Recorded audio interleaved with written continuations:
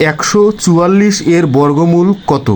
এরকম অঙ্ক আমরা প্রায় জব পরীক্ষাগুলোতে দেখতে পাই। এই ধরনের অঙ্কগুলো আমরা সহজে কিভাবে করব?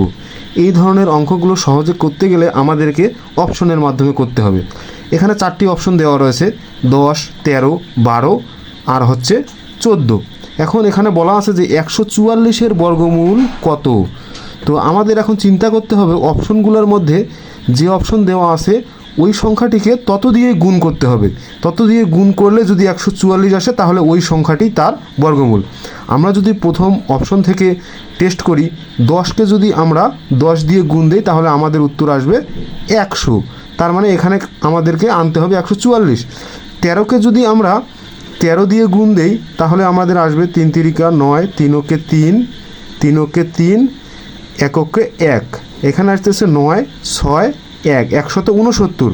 তার মানে 13 অপশনটিও 144-এর বর্গমূল হতে পারে না। এরপর আমরা অপশন 3-এ যাব। 12কে 12 দিয়ে গুণ দিব।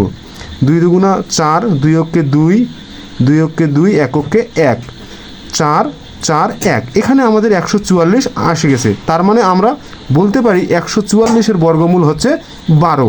মানে অপশন 3 হচ্ছে সঠিক উত্তর। যখন আমরা সঠিক উত্তর পেয়ে যাব তখন আর অপশন 4 আমাদের টেস্ট করার দরকার নেই। তো এই ধরনের অঙ্কগুলো আসলে আমরা অপশন দেখে সহজেই করতে পারবো। তাই আমরা বলতে পারি 144-এর বর্গমূল হচ্ছে 12।